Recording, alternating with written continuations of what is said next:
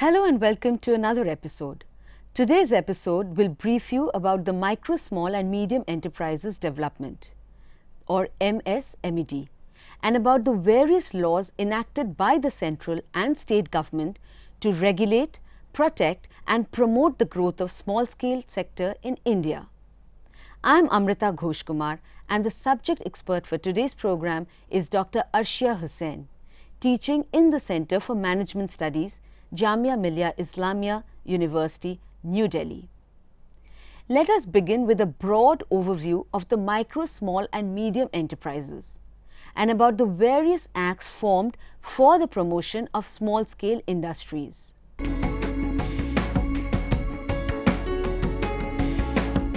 The MSMED Act was enacted in 2006 for establishment and promotion of micro, small and medium enterprises in the country.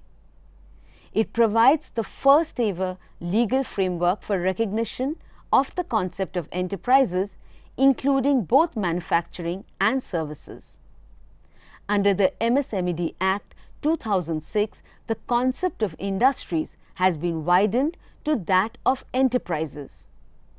According to this Act, enterprises have been broadly classified into two categories. A. Enterprises engaged in the manufacturing or production of goods pertaining to any industry, and B. Enterprises engaged in providing or rendering of services. Enterprises have been defined in terms of investment in plant and machinery or equipment, excluding land and building. Under the Micro, Small and Medium Enterprises Development MSMED Act 2006, the definitions and coverage of the MSE sector consisting of micro and small enterprises were broadened significantly. Further, the Act also defined the medium enterprises for the first time.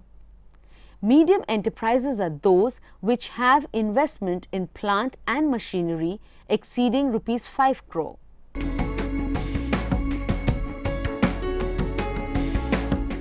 Investment in plant and machinery excluding land and buildings. Type manufacturing enterprises. Services enterprises. Micro up to 25 lakhs up to Rs 10 lakh.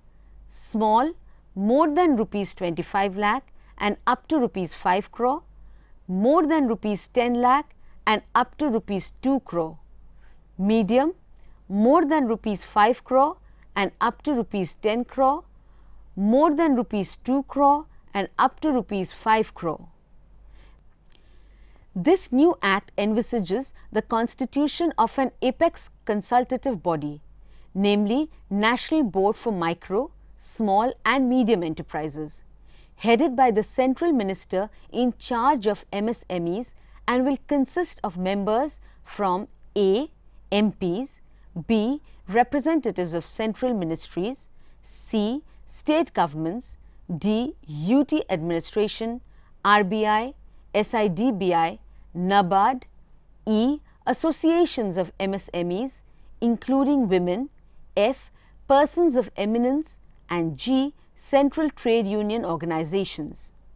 The most important thing is that the National Board for Micro, Small and Medium Enterprises has a statutory status, as against a non-statutory SSI board. The Act provides statutory basis to purchase preference policy for goods and services provided by the micro and small enterprises. This also strengthens the legal provisions to check delayed payments to MSMEs. The cumbersome two-stage registration process of SSI was substituted with an optional filing of memorandum by micro and small enterprises. The MSMED Act 2006 was operational from October 2, 2006. MSMED Act provides for statutory consultative mechanism at the national level with wide representation of all sections of stakeholders, particularly the three classes of enterprises, and with a wide range of advisory functions and an advisory committee to assist the board and the central or state government. The advisory committee is empowered to exercise the following functions. 1. to examine the matters referred to it by the National Board. 2. To advise the central government on matters in specified clauses of MSMED Act. 3. To advise state governments on matters specified in the rules under clause 32 of the MSMED Act 2006.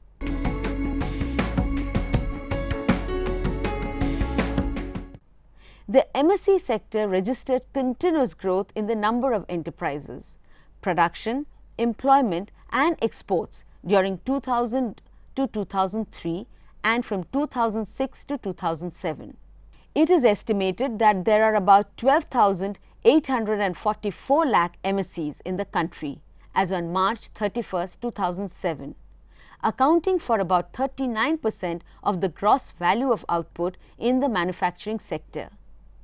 The share of micro and small enterprises in the country's value of output in the manufacturing sector is around 39%.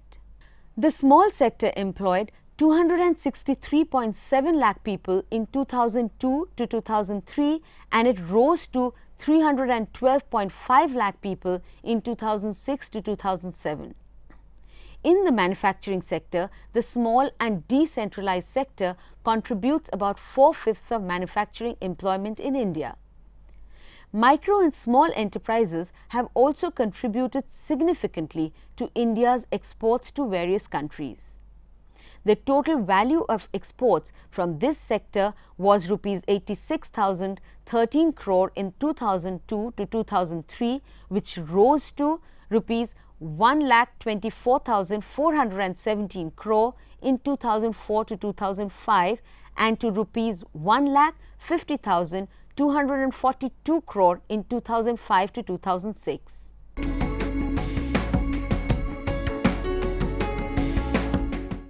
There are various legal formalities that an entrepreneur has to follow before starting any venture. The entrepreneur has to carefully comply with all the legal formalities, procedures and government policies so as to make him free from any sort of legal hassles in the future. Some important laws and regulations which are common to all type of enterprises are: 1. Obtaining a no objection certificate or NOC. In order to promote a new venture, the entrepreneur has to obtain a NOC from local body or the panchayat or municipality and the required permission to start the small scale industry. This enables the entrepreneur to construct industrial sheds. Number 2, registration of the unit with DIC. Registration of a small scale industry is not compulsory. However, registration with the State Directorate of Industries or District Industries Centre helps in getting assistance from the government. The registration of small scale units is done in 2 stages: A. Provisional registration and B. Permanent registration. Provisional registration is provisional in nature and the SSI unit gets a PRC or a provisional registration certificate from the DIC as an incipient unit to grow for production in future, normally within a period of 5 years. A provisional registration enables the small scale unit to apply for a shed in an industrial estate or to develop a site in an industrial area and material for construction of a shed, apply for power and water connections, apply for financial assistance to SFC or nationalized banks and other financial institutions. Permanent registration is meant to enable the entrepreneur to take the necessary steps to bring the unit into existence. Permanent registration certificate is provided when the industry has gone into production. Small enterprises can get PRC registration and permanent registration done by filing of EM1 and EM2 forms. The entrepreneur can get EM forms, Entrepreneur Memorandum, from the District Industry Centre for registration of micro and small enterprises after the MSMED Act 2006 came into force. Permanent registration makes the unit eligible to get the incentives, subsidies, exemptions provided by the government as per the benefit envisaged in the industrial policy resolutions, that is IPRs, of the government. Number 3. Statutory license or clearance. All industrial undertakings are exempted from industrial licensing except for those industries which come under the public sector or in respect of which the licensing is compulsory. The Industries Development and Regulation Act or IDRA 1951 provides the basic framework for directing the flow of investments into different types of industries. Thus, industrial licensing is utilized as an important instrument for the above purpose. In our country, a number of administrative bodies in government are established for considering the proposal for the issue of industrial license, and a time limit exists for issue of the license. In general, a letter of intent is issued initially with prescribed condition subject to which license is issued after fulfillment of these conditions. However, after the announcement of new industrial policy in July 1991, industrial licensing is abolished for all projects except for 18 industries related to security and strategic concern, social reasons, hazardous chemicals and overriding environmental reasons, and items of elitist consumption. Thus, the process of liberalization has played a significant role in the abolition of industrial licensing for a large number of industrial items of manufacturing.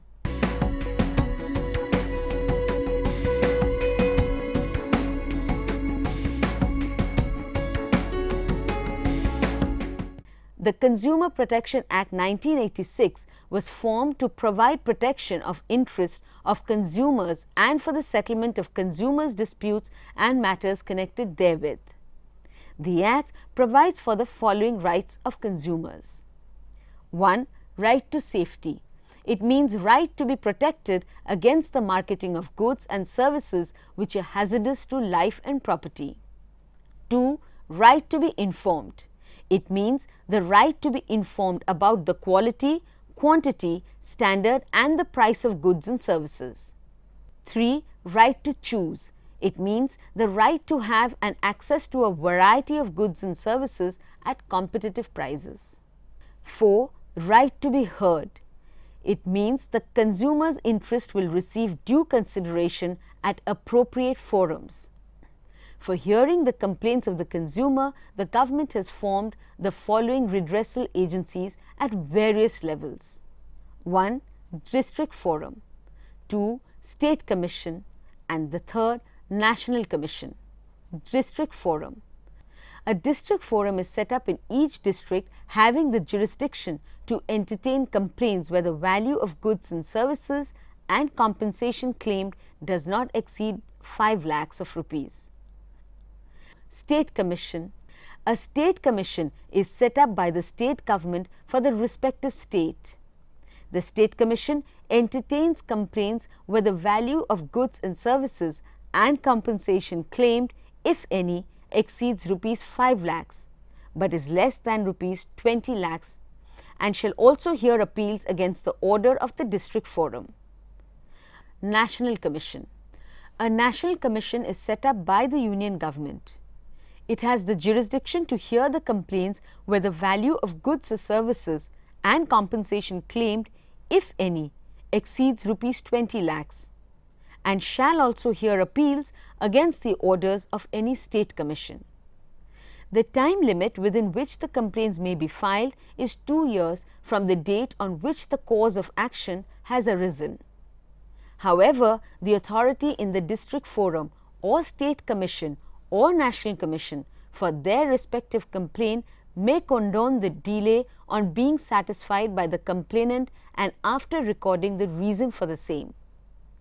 All appeals are required to be filed within those days from the date of the order appealed against.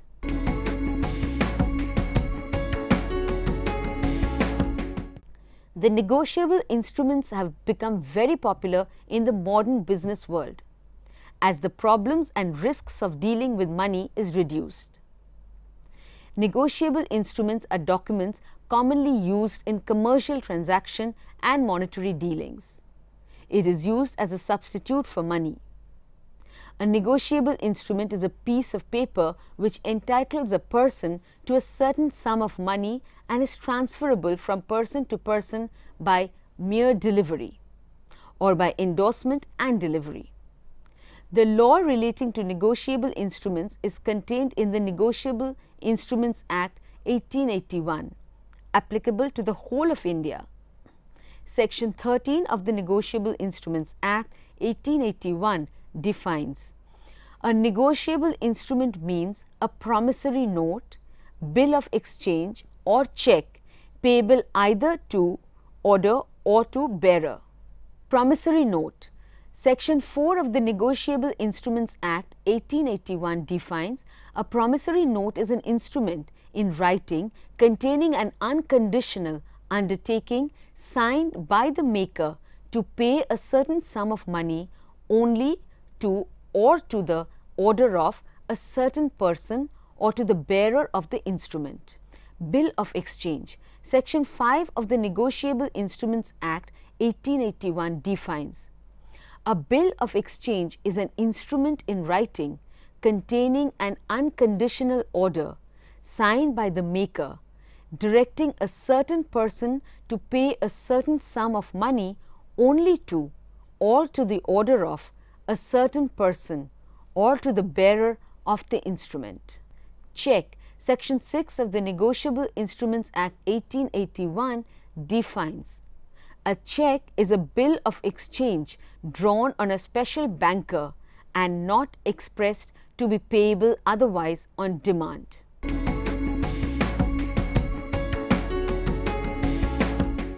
The main object of the Factories Act is to ensure healthy and safe working conditions for workers.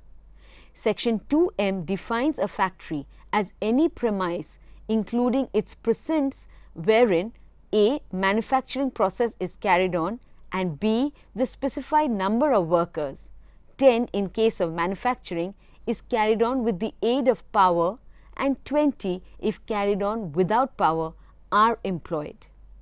If 20 or more persons are working in the premises in which power is not used, it can also be treated as a factory. The Factories Act 1948 prohibits a person to work in a factory if he is below 14 years.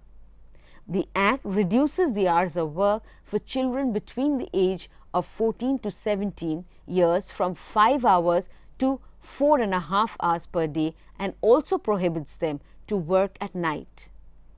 Women are also not allowed to work from 6 p.m. to 7 a.m. under the provision of the Act, and the working hours are reduced from 5 to 4 hours to 48 hours per week, that is 9 hours to 8 hours per week. The Act also lays down the following provisions to safeguard the health of the workers: A. Cleanliness, B. Disposal of waste and effluents, C. Ventilation and temperature, D. Prevention of dust and fume, E. Artificial humidification, F. Prevention of overcrowding, G. Lighting, H. Drinking water, and I. Toilets. That there should be proper clean light in the factory with proper ventilation and temperature in every workroom. Under the Act, every employer is required to A. Obtain, wherever necessary, approval for the location and construction of the factory, B. Procure license and registration in operating the factory, and C. Implement all the provisions of the Act and provide the prescribed facilities to workers. In case of any contravention of the provision of the Act, the owner and the manager of a factory shall each be guilty of an offence and be entitled for imprisonment for a term not exceeding 3 months, or with a fine up to ₹500, or with both. If any person again is found to be guilty for the same offence involving contravention of the same provision within a period of 2 years from the date of conviction, he shall be entitled for imprisonment up to 6 months, or with a fine of up to ₹1,000 as per the Act.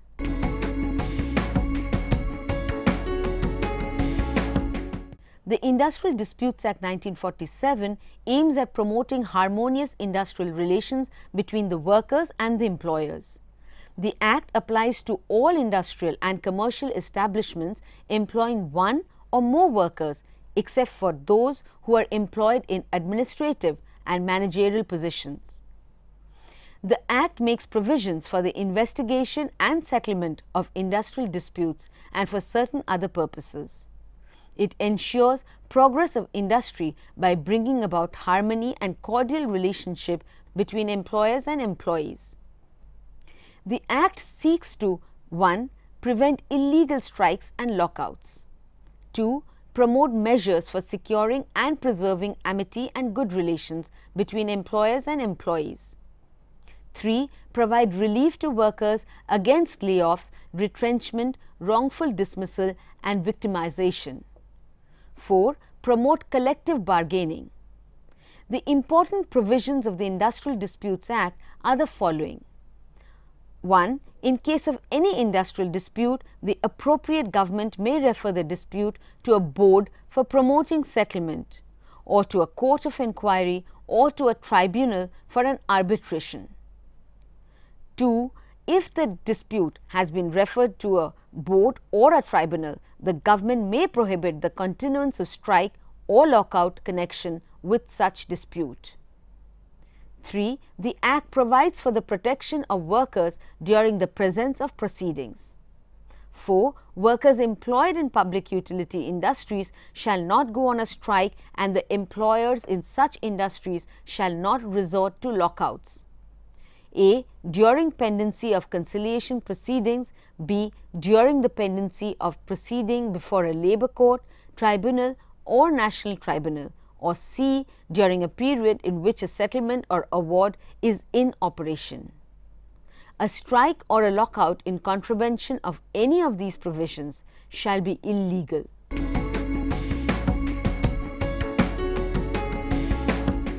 The main object of the Act is to secure the payment of compensation by an employer and personal inquiry caused to a workman by an accident arising out of and during the course of his employment.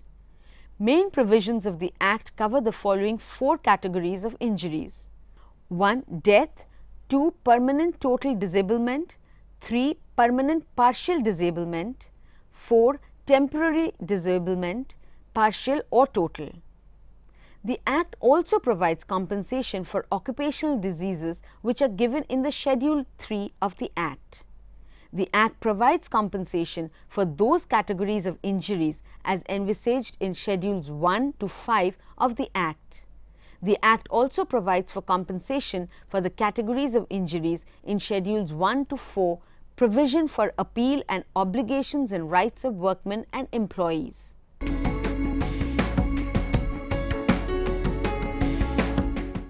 It was in 1952 that the Provident Funds was enacted to provide for the institution of compulsory provident fund for the employees working in factories and other establishments. The Act is a piece of welfare legislation which aims to provide security for old age to the industrial workers who are not able to save out of their own meagre emoluments for future. The Act prescribed for both the employees and the employers to contribute sums for the benefit of the employees. The Act is applicable to every establishment that covers all facilities and establishments employing 20 or more employees. In case of government establishments, the Act is applicable to any establishment employing 20 or more persons.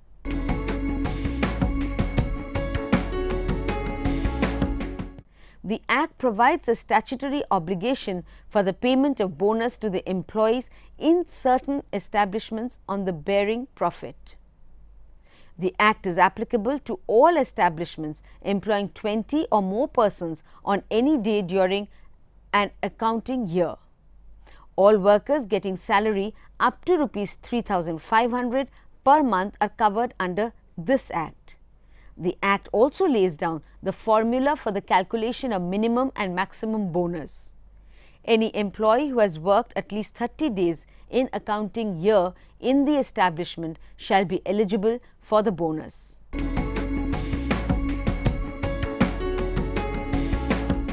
The main object of the Act is to provide for payment of gratuity to an employee at the time of his or her retirement. The term gratuity means a retiral benefit which is paid by an employer to an employee in consideration of his part services at the time of his retirement or after his death. The Act was passed in 1972 and is applicable to 1. Every factory, mine, oil field, plantation, port and railway company, irrespective of the number of persons employed by them. 2. Every ship or establishment in which 10 or more persons are employed on any day of the preceding 12 months. The Payment of Gratuity Act 1972 is a progressive social security enactment and welfare measure, which aims to provide for compulsory payment of gratuity. The Act gives the statutory right of gratuity to all the employees who have rendered 5 years continuous service and whose services stand terminated after coming into force of the Act on account of superannuation or retirement or resignation or death or disablement.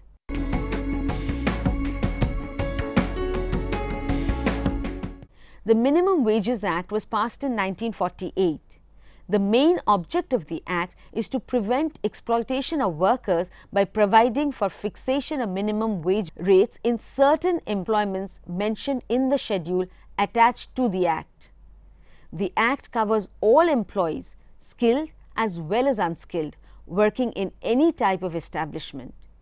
In prescribing the minimum wage rates, the capacity of the employers need not be considered, as the state assumes that every employer must pay the minimum wages if he employs labor.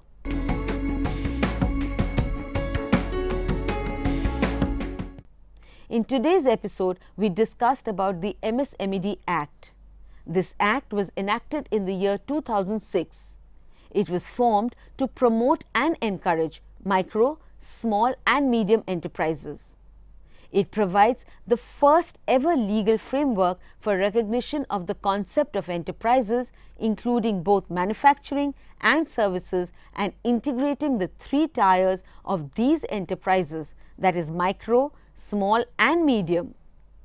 We also discussed the legal formalities that are required to be fulfilled before setting a small-scale enterprise, such as obtaining a no objection certificate or NOC, registration of the unit with DIC and obtaining a statutory license or clearance certificate.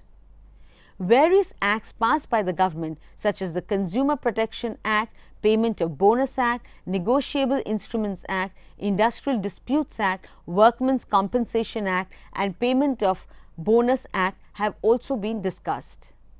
So that is all for today. Hope you have understood the MSMED Act and the various acts formed by the government. We will see you with another topic on the fundamentals of entrepreneurship. Till then, goodbye.